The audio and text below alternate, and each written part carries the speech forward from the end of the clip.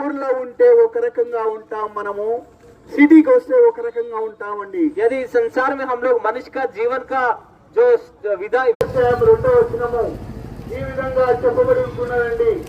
ఏలయనగా ఆకాశమా ఆలకించుము, భూమి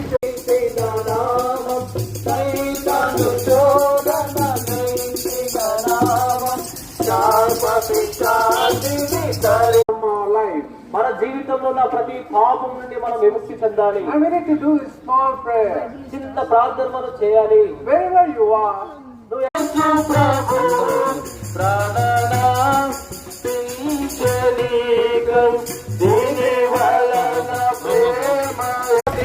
కుమారుడి లోకానికి వచ్చాము.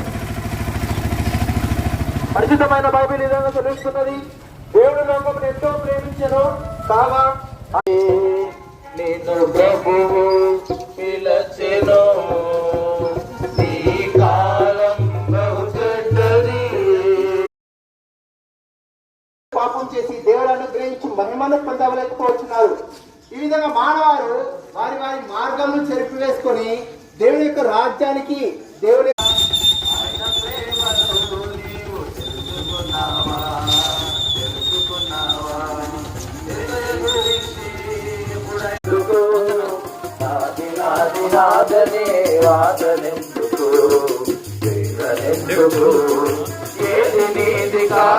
తమ్ముడు చెల్లి ఈ లోకంలో డబ్బు సంపాదించుకోవచ్చు, పదవులు సంపాదించుకోవచ్చు, అన్ని సంపాదించుకోవచ్చు, కానీ రక్షణ సంపాదించుకోలేవు.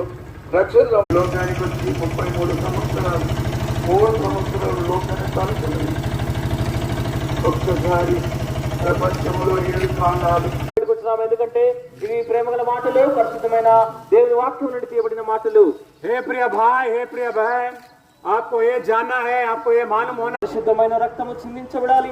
ఆ పరిశుద్ధమైన రక్తము చిందించడానికి యేసుక్రీస్తు ప్రభువారు లోకానికి దిగి వచ్చినాడు. అదే క్రిస్మస్ గా మేము మరి జరుపుకుంటున్నాము.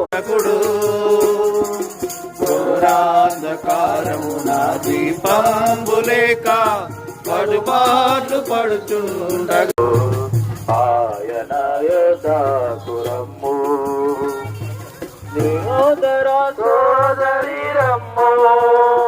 ఆయన మరి అనేక ఆయనకు అధికారం కలిగి ఉన్నది. ఆయనకు దేవుడే కాబట్టి సమస్తమును ఆయన అధికారం కలిగి ఉన్నది.